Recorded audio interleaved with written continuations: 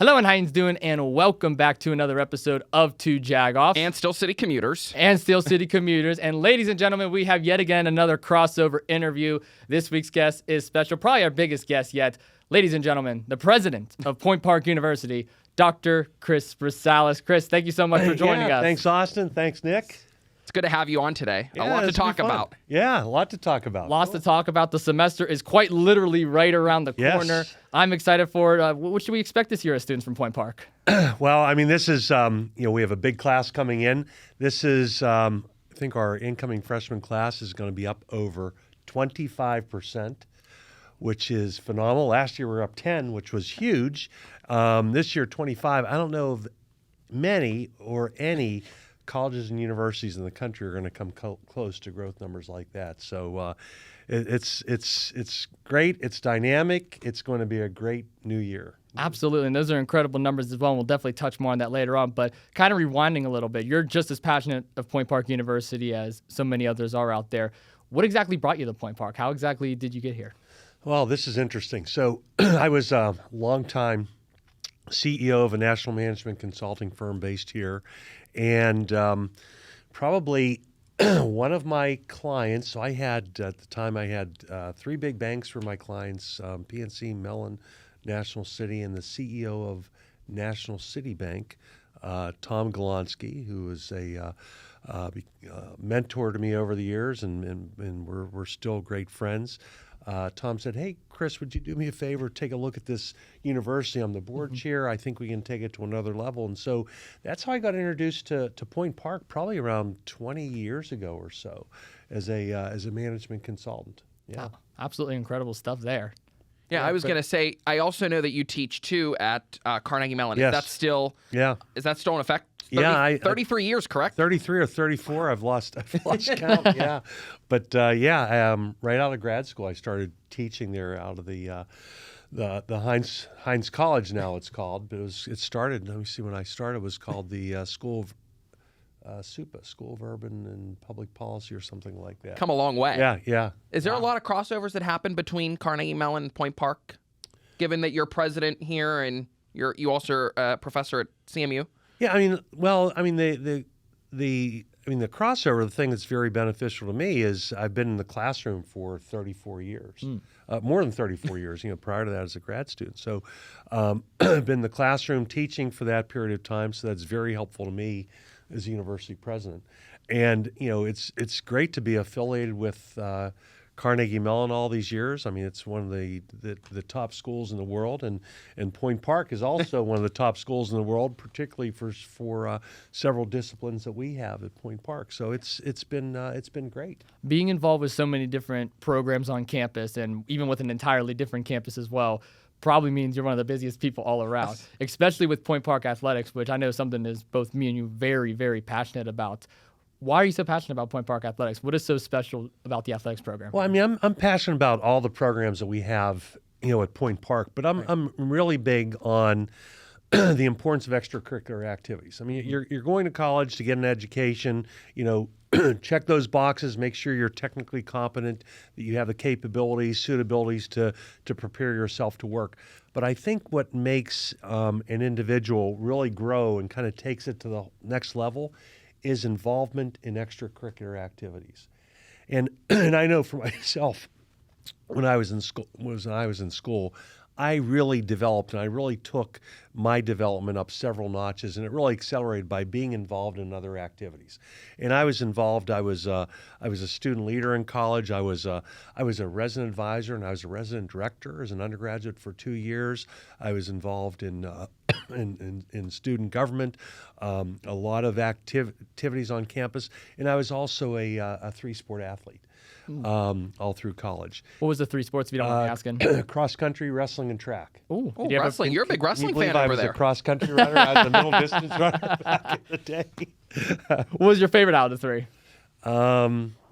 I would say wrestling. Wrestling? Yeah. Okay. Well, Chris, I was going to say, Chris, you have a big big fan over there. He's a wrestler, not a wrestler, but But he does a lot of commentary. He's involved in the wrestling business. That's his passion. Pro wrestling is my go-to. I am a big pro wrestling guy. IWC, 880, both of them hired me. I'm their lead play-by-play guys. So yeah, and once he said wrestling, the wrestling spark started.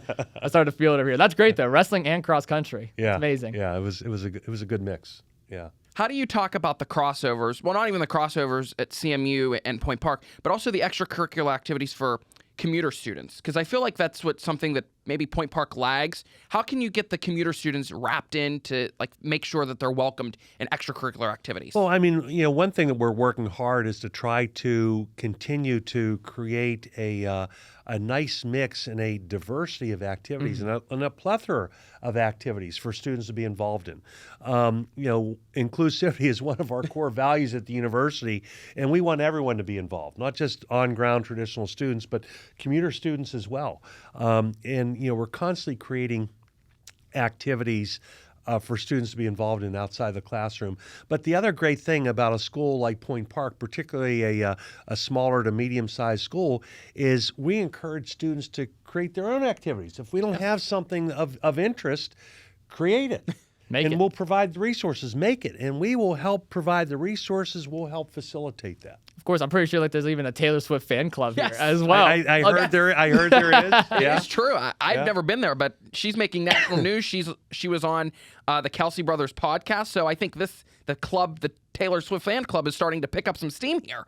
It really is. But no, it's a great point that you bring up, though, about being able to start your own program here. Because, again, like a lot of commuter students, like one of our biggest fears, both when we started here, was how are we going to fit in? Because we're not living on campus. We're not in the everyday activities, the everyday loop of what all the other students are doing. But the fact that you're able to even just start your own club or get involved day one or say, like, you know what, I can get involved with this program day one, but if I went to a different campus, well, I'll take a shot at other universities, you may not have those same opportunities due to the size of it. I think that's great on Point Park. And you guys are great examples of that. Thank you. You guys are, commuter students, and I don't know if any two people are more involved as leaders on this campus and really pushing the needle. And you're great role models to the rest of the campus. Well, we want to show that commuter students also can take parts in things, and you should never be afraid to speak up and to speak your own mind and to make the connections. Because I also fear, as a commuter student, they want to take back and they want to be on the sidelines because they don't know how to fit in. And I think we're not only great role models, but I think the whole campus environment wants people to feel welcomed and to actually participate in activities. Go to soccer games, go to basketball games. And even as commuter students, it's hard to fit in, but I feel like weekends, it's a great time to come down to campus and actually get involved in activities. Yep. I mean, everyone should feel they fit in, right? I mean, everyone coming to school, think about it. We all have the same feeling. We all have those, insecurities. We don't know anyone. Everyone experiences that, right? There's no difference from an incoming freshman to a commuter student to a junior. You don't know everyone, right? And so, just get involved. But the really cool thing about Point Park is it is such a welcoming campus. Very welcoming, it's a very welcoming campus, and just step up and get involved. The three piece of advice I share with every incoming class is, the first one is to show up. That's a big part. Things in life don't happen unless you show up, right? You don't win the lottery unless you show up. Oh, he knows a thing or two about that, right? You have to show up in life. And then the second piece of advice is get engaged, get involved. Yep. Things don't happen unless you have to show up first, but you have to get involved. And then the last piece of advice is have fun. Life is too short. Yeah. If you're having fun, it's gonna energize you. It's gonna fuel you to show up more and get engaged more. Absolutely. And I mean, our biggest motto this summer has quite literally been the summer of grind. It's all about grinding, putting in the hard work, showing up when it matters most, and just putting yourself out there. Whether it's on social media, whether it's in person, you got to be able to do that to make those connections, to get into your career. And not only that, just to have fun in life, just to be able to do what you love. Like all the stuff that I do in my personal life, Nick, you could probably agree with me on this as well. We're having fun with it. It doesn't feel like work does. Yeah, we may be on 4 hours of sleep every night, which isn't good for your mental health. But you're young, you can handle it. Exactly, we're young. We got plenty of time. We can live off fast food for a while. We'll be just fine. But it's great to be able to do all that stuff. And Point Park, I got to be honest with you, has opened up those opportunities. If you don't mind me opening up for a second, I actually went to Carleton Junior Senior High School, and there it was pretty similar to Point Park. It's small in the sense to where you can get involved day one. The difference was, though, I wasn't able to express myself for who I was. I felt like I was picked on all the time, wasn't accepted for who I was. Second I came here, I had those same fears because it's a college life. I don't know a damn person here, excuse my language, but I don't know anybody here. And me being able to get involved day one and how nice everybody was, welcome everyone was, it really shows that college atmosphere. So I do appreciate you saying that because it is 100% accurate. Yep. Yeah. I mean, too, as a freshman last year, and I remember your piece of advice when you talk with the freshman class every year about showing up and stuff. I'll never forget the first day. Nina McGuigan, one of my academic advisors, she was one of the only ones on campus that kind of helped me and guided me to where I needed on the first day. Because the first day is always like, where do I go? Who do I talk to? Who are these professors? And that is, and you're not the only one that says that too about welcoming. Everybody is so kind, and you can kind of get into the groove real quick. We were on campus even in the summer. This is the summer of grind. And when you show up, you get the opportunities presented at you firsthand because you're putting yourself out there. Yeah. Yep. Exactly. It's a great point. And I'll tell you what, too, President Brussalis, thank you again so much for joining us as always. But you, by being able to show up and give us this advice and just joining us on this podcast today, helps out students. It gives back to the community. And we love being able to see giving back. Well, I love our campus community. I love our students, our faculty, staff. I think we have a great thing going on. Yeah. Absolutely. Nick, I'll pass this over to you now. I was going to say, too, I think this is a good transition into some of the PRT questions. I think this is a good transition because you had an announcement this summer that you were joining the board as part of the Port Authority board.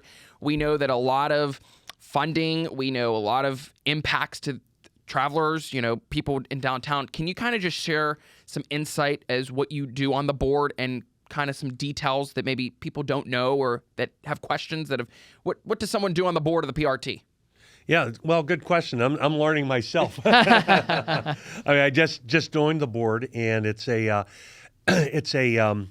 basically a state authority, right? And it provides oversight of all the public transportation assets, basically in the county.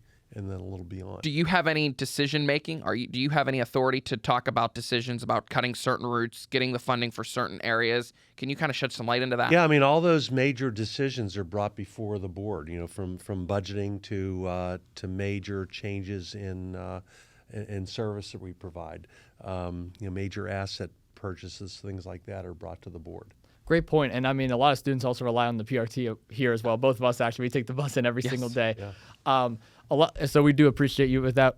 On top of adding what Nick said about your role with PRT, were you around when those routes were being changed, or when they were being, or did you join right after? Just for some clarification. I just recently joined the board. Recently joined. That's amazing, though. Congratulations on that. So I think it was in the time between he was joining and as the routes changed. I think that leads to the larger question too: funding. That's the major issue.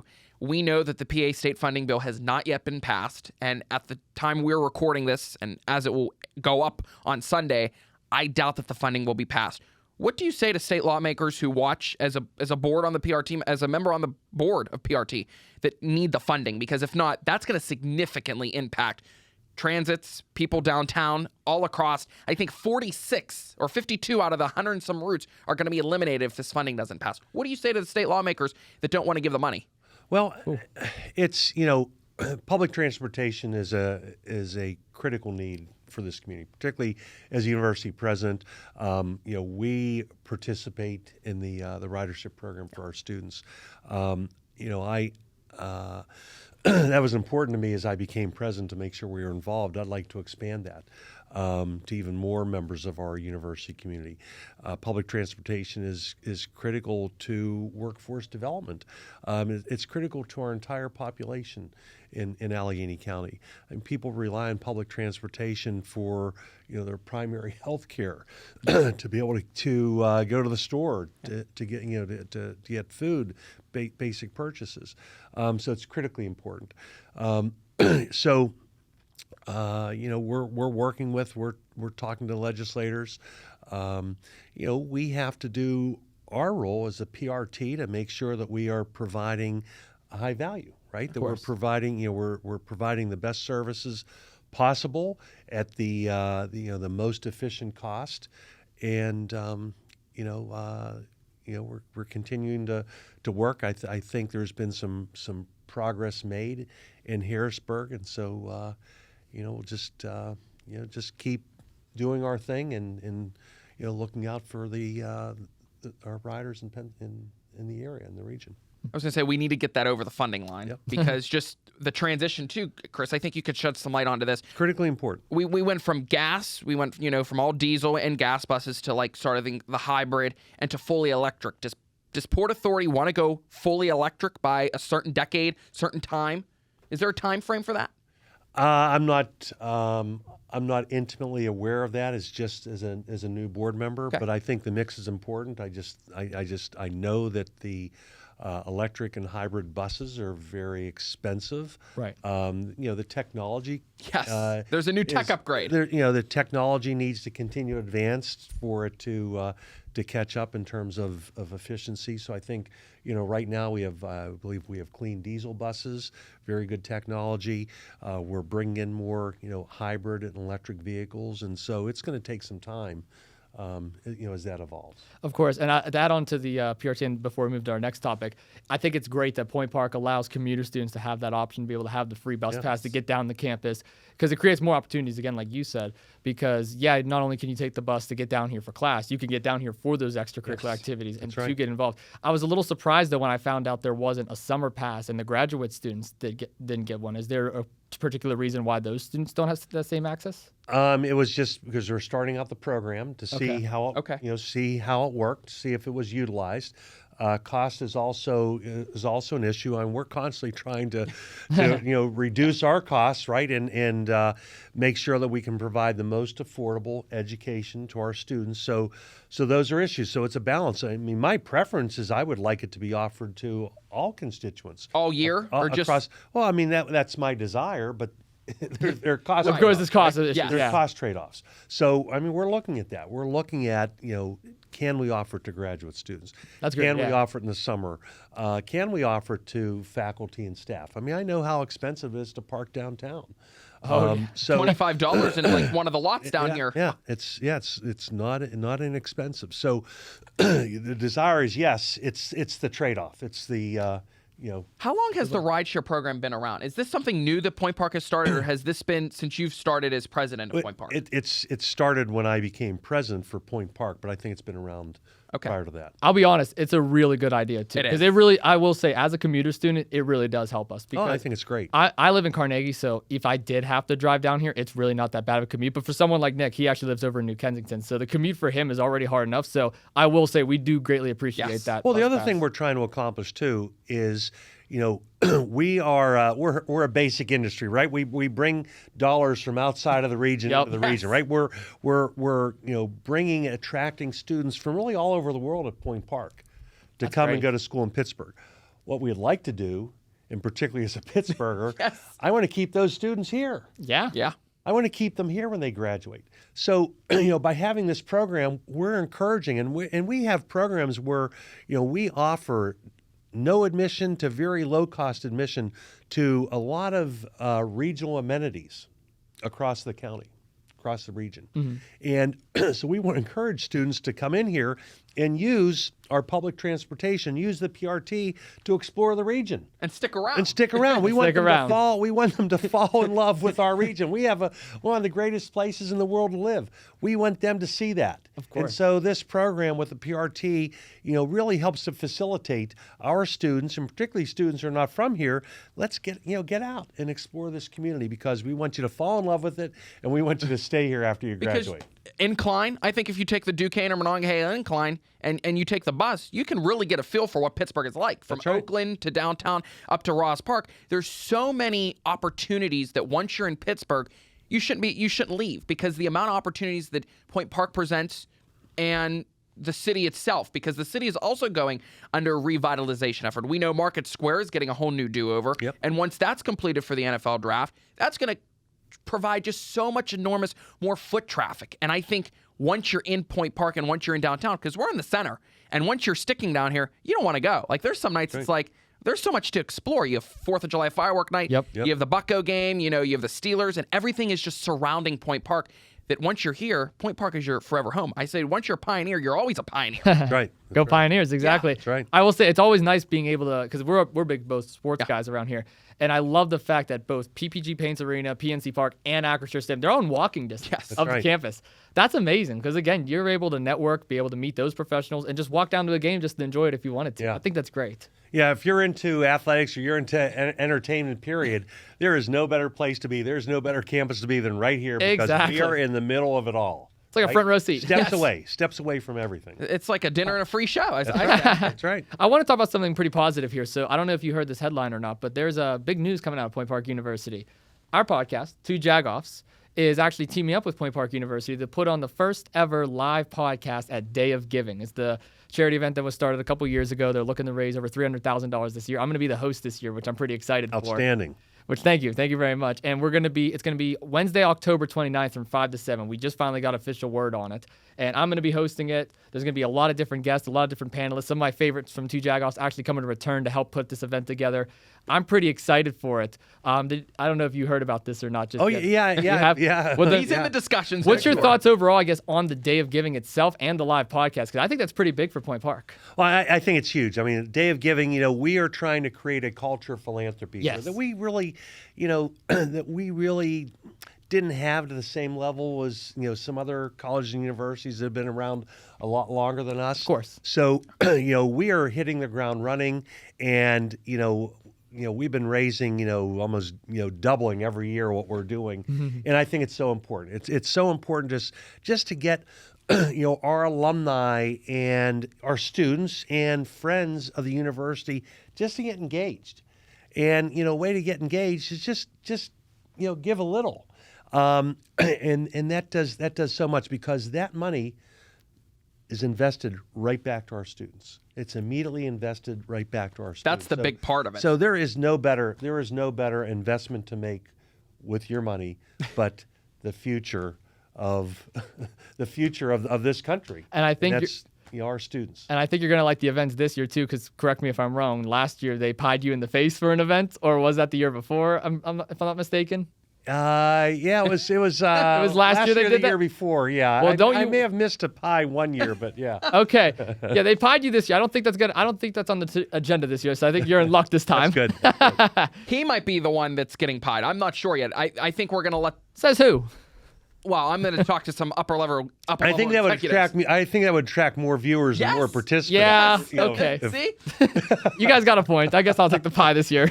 I mean, the goal too, Dr. Brussalis, too, is $300,000. Last year was $267,000. I think this event could push it $300,000 or more. Can you kind of talk about how that money goes back to students and how it goes back to campus? Yeah, it goes directly back to students in terms of scholarships that's great. and emergency aid for students and things like that. It goes right back to our students. See, that's really good to know because I think there was a lot of questions and a lot of incoming freshmen that didn't really understand the Day of Giving, and I think that does provide a lot of clarity given that they should get involved. And that's a good way to just give back $5, $10 and come to this event. I think this Two Jagoffs event is really going to have a big implication across campus given it's a networking event. And it's also a great event because it's a reminder of what we do.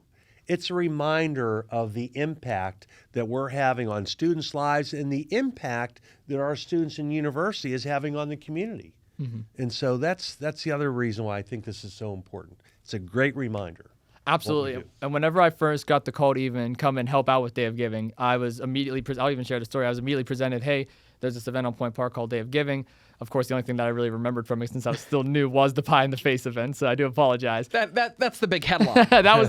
I do remember seeing pictures from that last semester, and I had a couple of meetings about it, and I met with some of the top executives here, and I was like, you know what, this is a really cool event. It's helping out students, it's giving back to community. I'm all for that. I would love to get involved. So when I was offered the position to put together an event, what kind of event would you like to do, Austin? I immediately thought of a live podcast because Pat McAfee, who I'm a big fan of, did the Big Night Out show at PPG Paints Arena, and they raised millions upon millions of dollars for the city of Pittsburgh. Mm-hmm. I'm like, why can't we do the same thing, but for here at Point Park? I have the connections. Point Park has the connections. Let's make it happen. And I'm blessed that it's actually gotten announced. I think this is going to be really cool for the university. I think it'll be great. And I hope a lot of students do come because that's a good way to introduce yourself, kind of network. That's right. And kind of, because there's going to be a lot of panelists, and that's your time to mingle and actually build your connection, build your LinkedIn. Because I think that also is a downfall, a lot of students, commuter students particularly, that don't want to stick around and don't want to make the connections, is your LinkedIn tells it all, is you need to network and you need to kind of build them. And once you start, it's never ending, because once I know your connections and Austin's connections, you just keep building upon them. And eventually when you graduate, you have the connections already to land where you want to land. Well, let me just hit on that a little bit, the importance of networking. You know, the scientific literature is really clear about this. There is one single differentiator. There's one thing that differentiates highly successful people, people who are considered movers and shakers, people who have the juice, right? People even who make more, a lot more money than the average. But, those who want to really have an impact in their lives, there's one thing that those people who have impact, those people who are players, one thing that they have more than everyone else, and that's that they know more people. It's scientific. It's a scientific fact. They know more people. They have greater networks. Yep. And so, it's so important. And I talk to students about this all the time that, and I just spoke to a group this morning. It's, school's important. You have to take the courses, the academic rigor, you have to, gain the competencies, the technical competencies, the capabilities to be successful. But once you have those boxes checked, that other dynamic is what really sets you apart. And that's the size of your network. So, I was talking to a group this morning about the importance of getting involved in extracurricular activities, of how critically important that is. Because, when I went to school, that's the thing that kind of, enabled me to my development ratcheted up, just like I'm sure yours did as well, several times, is just getting out and meeting people. Yeah. And that's just one simple thing. It's a contact sport. You just have to initiate contacts with people. Yep. Get to know people and do it on a consistent basis. And it just goes back to that 3-piece advice I give our students. It doesn't happen unless you show up. That's the first and main part. You have to show up for things to happen, to meet people. And then once you show up, you have to get engaged with them, right? You have to have some kind of interaction. Yeah, you can't just sit there. Yeah. But if you learn those behaviors, those are behaviors. Yeah, there's some, people have personality predispositions that make it easier for them. Some have personality predispositions that makes it a little harder or more awkward. but this is behavioral based. Yep. And behaviors can be learned and they can be unlearned. You have behaviors that you've learned that make it difficult to do that, but you can unlearn those behaviors. And it's all about that. I mean, I joke all the time. I wouldn't have met my wife and I wouldn't have had my wonderful children hadn't I showed up for a party that I had no desire to attend. And then, once I showed up, if I was a wallflower or I'd try to be like a pretty little peacock in the corner of the room, nothing would have happened. I had to get off my tail and I don't have much rap, but I had to have a little bit of rap. I had to engage in conversation. Right. To start an interaction with my, potential future wife. And so it's so critically important. You have to get involved. You have to get out there and you have to get involved. And that's the differentiator. And that's a great point you bring up too, because again, I was from a small town, so I really didn't have those connections or be able to have the opportunity to meet some people. And my first big connection within the sports world was actually Albie Oxenreiter. And I won a scholarship for Carnegie Collier Rotary, and he happened to be one of the speakers and donors there. And once he found out I was a sports comm student, he was like, oh, this is going to be great. And this is before I even stepped foot at Point Park University. I was actually just going to CCAC at the time before I transferred in. And he gave me all the advice in the world. And the first big thing he told me about was making connections and keeping them. Yeah. And he was my first connection, and I kept them. And every single time that I met somebody, I would make sure I'd follow up with them. I would make sure I'd grab a coffee with them. Just something small, just to stay in touch, just to put yourself out there. And then eventually their network combines with your network. So everything you're saying, 100% accurate. I could not agree more. That's right. I love it. And you guys are both pros at this. Oh, thank you. Oh, thank you. You're both good at it. And the thing of value now is you have these networks. Now I'm part of your network. And the thing is that you just didn't do it once. Yeah. Right? Multiple times. You do it multiple times consistently. Right? And so now, if I have an opportunity, I only have so many chits available. Right? We only have so many, and if I'm going to put myself out there, risk my reputation on referring someone for potential job opportunity, things like that. Am I going to do that for someone who I don't know? No.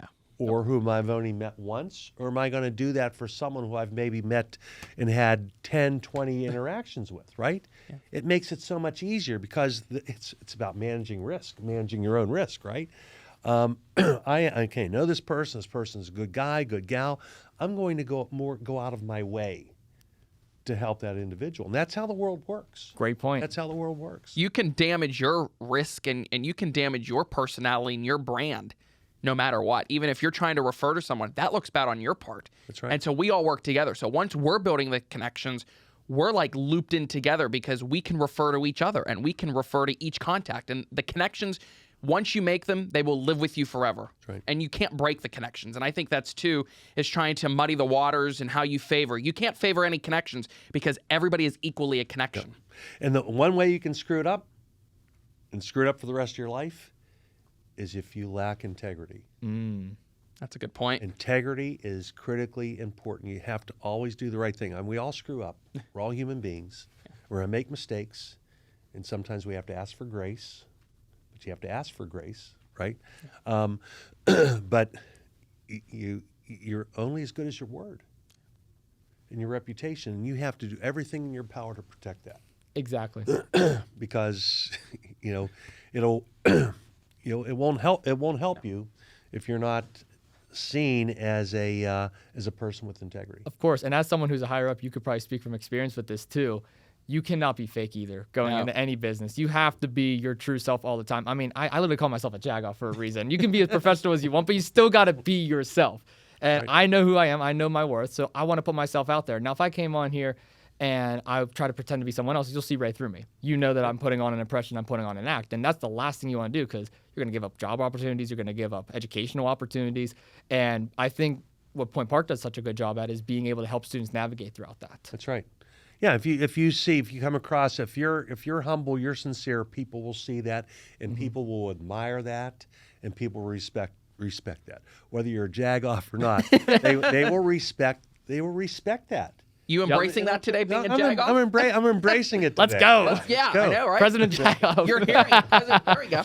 When you embrace something, you kind of have to live up to it now. That's right. It's a great point. I'm sorry. That caught me off guard. Right there. That's a clip right there in itself. Clip that one, Lucas. That's a great one right there. But no, I mean, there's a lot of different headlines too within Point Park University, and I did want to go to this next one because it was kind of breaking news today. And it was about because we talked about how Point Park 25% is up right now in terms of their freshmen incoming and new students, which is amazing to see. We love to have Point Park have more students here. But there was news about students now having to live in certain hotels around the campus area just due to the fact that some of the dorms are overwhelmed. Yeah. Being the president of Point Park, can you maybe speak on that just a little bit? Yeah, so we were able to negotiate a great deal with the Wyndham Grand Hotel, which is like 5 minutes from campus. I walked it, going all the intersections and everything, not cutting through anything, and it took me 6 minutes. 6 minutes. And I'm an old man. You guys would take you probably 4 minutes, 4 to 5 minutes. But yeah, beautiful. So what an opportunity. So we're up 25%, and we're still getting people who want to be admitted. Kind of late in the game. We're out of housing. So we were able to get a deal with the Wyndham Grand, and I was down there myself, inspecting the property, and the whole hotel's been renovated a few years ago. These rooms are beautiful. These students are not going to want to leave. I know that for a fact. There's beautiful rooms, beautiful amenities, and I think it's a good problem to have. I think it is a good problem to have too, in some sense. But my biggest fear, because again, I'm a commuter, so I don't really have to worry about this. But if I was an incoming freshman and I was told weeks before school started that I'm going to be living in a hotel a couple of blocks away, I'd be a little nervous at first. Now, when I see the pictures of that hotel, I'm like, oh, that's beautiful right there. I would love to live there. How should the students navigate throughout this? What advice would you give to the students? So it's. I think there are going to be 90 of them. It's just similar. Oh, it's only 90? Okay. Only about 90. Okay. I think it's so similar to a residence hall. They're going to have a resident advisor. I think a couple resident advisors, in the facility with them. So it's just like any other residence hall. They're going to be together, Just living in a hotel. Just like another residence, just like a residence hall.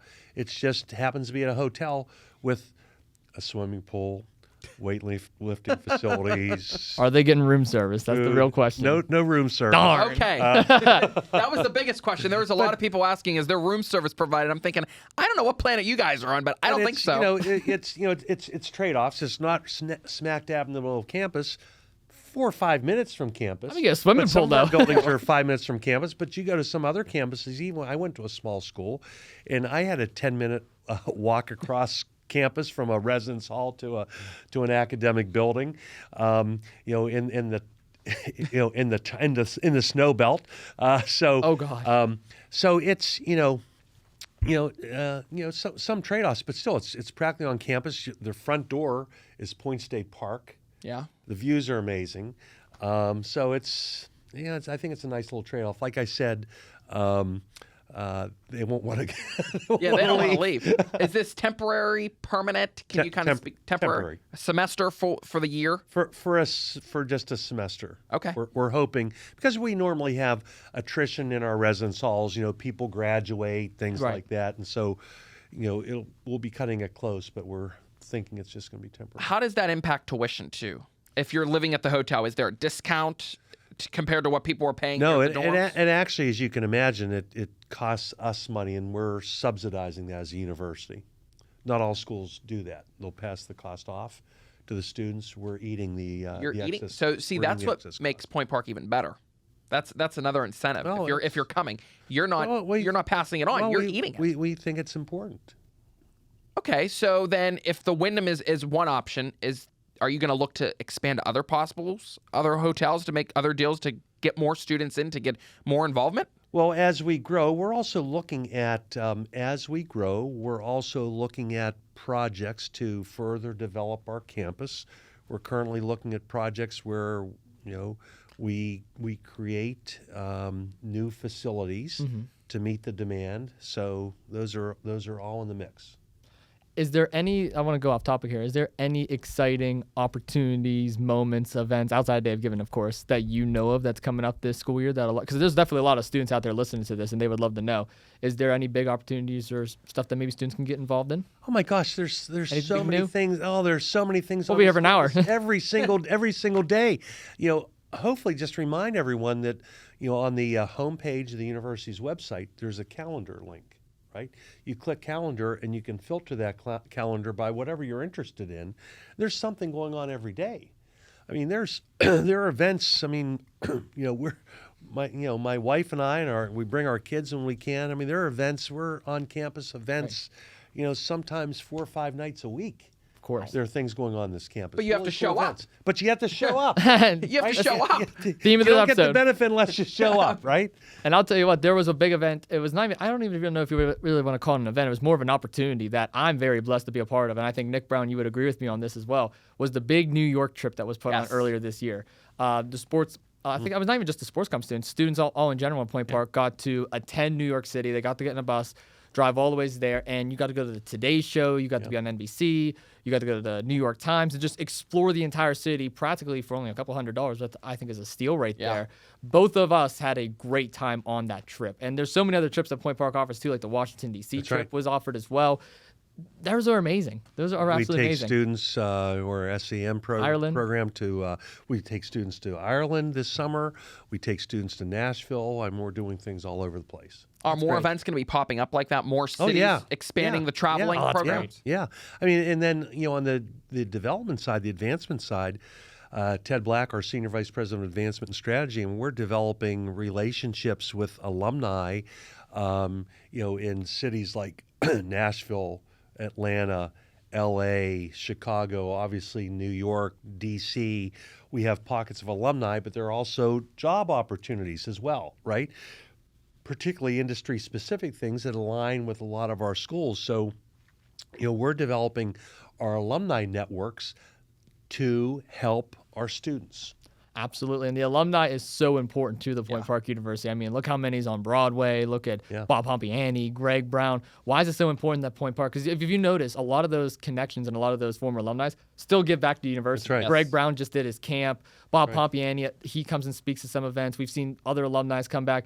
Why is it so important to keep that relationship, and how is Point Park able to do it? We are very, very blessed with the alumni that we have, with the amazing things our alumni are doing, and they give back, and it's a cycle, right? And that's why we want to educate our students on why it's important to engage with the university, why it's important to, even if it's $5 to get involved in that day of giving and give to the university, because it should become a habit level behavior, because they are enjoying the benefits.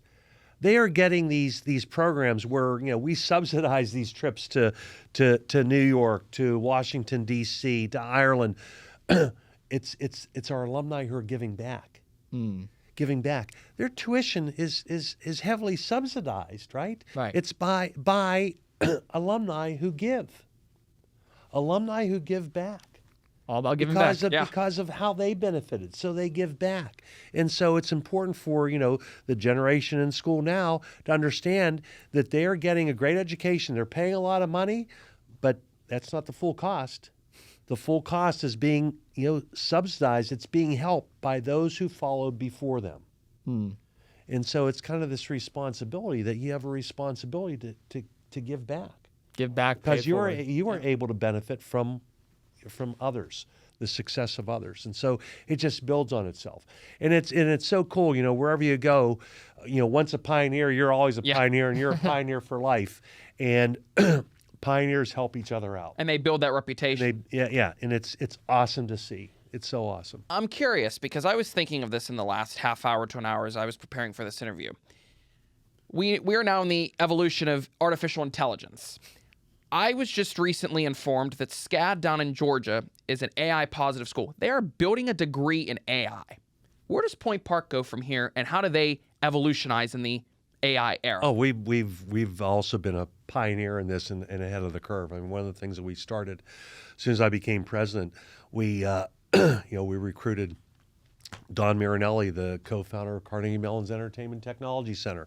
We started a Center for Experiential Narrative Technologies.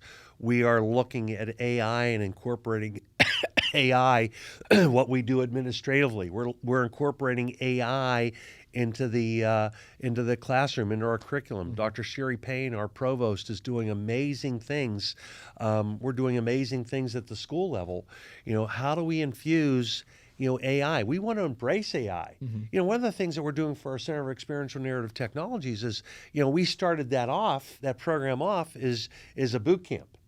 Regardless of what school, from any seven schools we have, you can go in there and you can take, you can go through a boot camp and learn about, generative artificial intelligence, virtual reality, augmented reality, drone operation, you name it. And now the next level, we start offering certificates. So no matter what your degree, you're getting a degree, and you can get a certificate in a certain discipline around AI. And then we're going to start adding, we've added curriculum. Now you can take courses that are part of the core. That's new this year. Then we're going to start probably adding graduate degree programs, maybe undergraduate degree programs, because we know that 19% of the job classifications are going to go away because of artificial intelligence. So we are embracing it. We are proactively embracing it, because we want our students to go out into the market, into their careers, and advise gray hairs like me, hey boss, hey, here's another way we can do this, or how we can leverage this by using, this type of generative artificial intelligence model to do blah, blah, blah. We want our students to be leaders and to be pioneers and to help their organizations transform. All about innovation. It's all about innovation. Absolutely. I'd love to see it. I want to transition now into the conclusion of this episode. And again, we do appreciate you taking your time out of your very busy schedule to come and join us today. But I feel like this might be the most hard-hitting question yet, so I do apologize in advance. It's a question we like to ask every guest that we bring on to Jaggos. Of course, my buddy Lucas Coons, who's actually an incoming freshman now at Point Park. We're recruiting for you. We're doing recruiting. Awesome. He couldn't join us today, but he does want me to ask this question for you. What's the go-to restaurants? What's your favorite place to eat here in Pittsburgh? This is the best question. We're ever. foodies here. Gosh. Yes.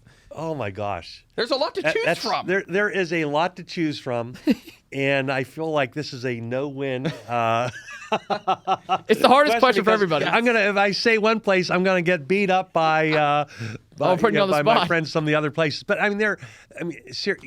so my go-to, Okay. be truthful, where I have most of my meals, are dining hall on campus. Whoa. Our dining hall on I campus. was not expecting that. That's a Our dining hall on curveball. campus. I think, so not to disparage other places in town or other restaurants, but I think that we have I'm a soup connoisseur, and I think that we have some of the best soups anywhere What's your favorite soup? in our dining hall. Oh, I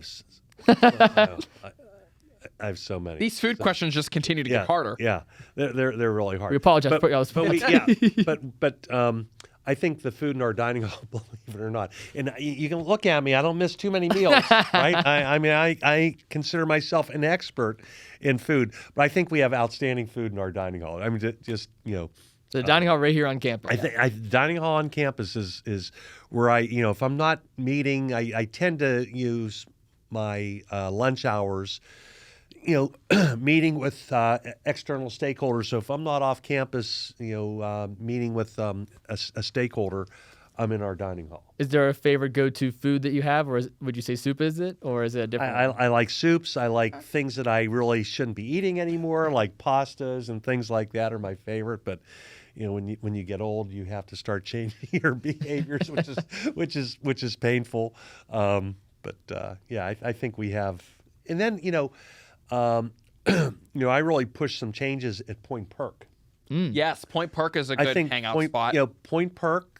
Hopefully, you've seen the food choices and the drink choices have really improved. The price point Coming down. has come down quite a bit. We changed our business model with our with Culinart, our partner, and Culinart does a great job for us. Price points have come down. And we're doing more in Point Perk. We're going to do some major changes early this fall. I think we're going to have a grand opening. We're changing the name. We've been making some changes to the interior of the space, menu changes. So I hear the wings are killer there. Oh, the wings. I didn't hear that. That's a new one. Okay. The pizza's really good there. So check it out. The coffee's good. I see we went Coffee's back to good. the Starbucks. Yeah, I think we're going back and forth on some items, but Okay, so check it out. We'll have to go give it a try then. Yeah, right. Give it a Definitely have to give it a try. Yeah. We have one final question for you, Dr. Brussalis, and we're going to play a little bit of a game if that's okay with you. Okay. I know beforehand we were talking that you're not as big into sports right now, but I just want to do like an overall. Well, I mean, I general love review. sports. You love sports, but I just don't have the time to follow the detail. My expert at home is my 9-year-old son, Will. And we're trying to get him on the podcast. You need to get him on the podcast because Will is up at 6 a.m. every single day. Hustler. Watching ESPN, and every day I'm getting Dad, or I'm getting, he's calling me in the middle of the day, hey, Dad, so and so's traded. I mean, he is an expert on everything, and unfortunately, my time is just so consumed. I don't keep up with it like I used to. But well, unfortunately, Will can't help you with this next game. But this one's going to be it's a pretty broad question. We're going to play a game called STBC. So it stands for Start, Trade, Bench, or Cut. So I'm going to give you the 4 sports, and you're going to start one, you're going to trade one, bench one, and cut one. Now, you don't have to do professional. You don't have to. You can do college. You can do whatever you want, but it's your taste, what you like best. okay, So the 4, and Nick, you can play along too with this as well. Well, all 3 gave our answers. So we have football, basketball, hockey, and baseball. Those are the 4 big sports. You start one, you trade one, you bench one, and cut one. And this is totally up to you. You're GM. You went from President Brussalis to GM Brussalis. okay. So what? So start, trade, Bench and cut. and cut. Okay, what are the 4 sports again? Football, baseball, hockey, basketball. Well, this is the cut is easy for me. Okay. and only because I was a wrestler. So I'd cut basketball because I'm not very good in basketball. But I love college basketball and I love Pioneer basketball. I attend a lot of our games, but I would probably cut basketball personally, and I would probably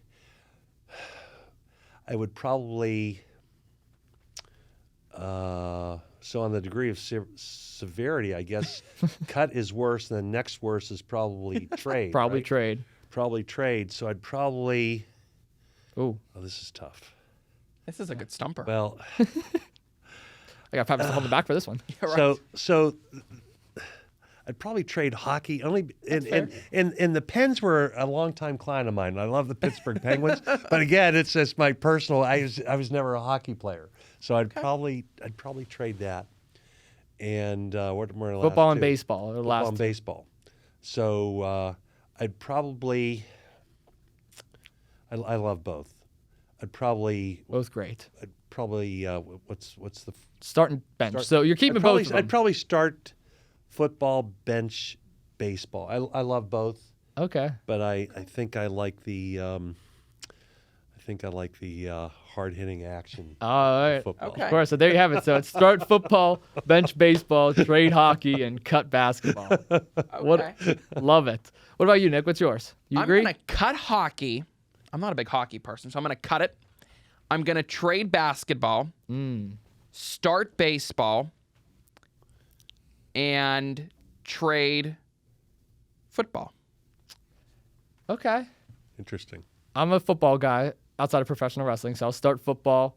I'm going to trade baseball because it's more valuable. Okay. I'm going to cut hockey, and I'll probably bench basketball. I'm a big basketball guy. I love college basketball. March Madness, best time of year. Yeah. Best time of year. Will involved in that? A lot of March Madness? Oh yeah. Does he have the brackets too? Oh, He got the brackets? he was like, I forget what percentile in the country. Wow. He was like one of the very top. Really? Yeah.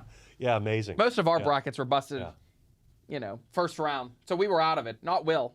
Wow. Yeah. That's crazy. Oh, well, shout out to Amazing. Will. Great time. We got to get him on the podcast. Yeah. You have to get him on. We got to get him on. He will be next. the sports He would be. connoisseur. Yeah. He would be. Yeah.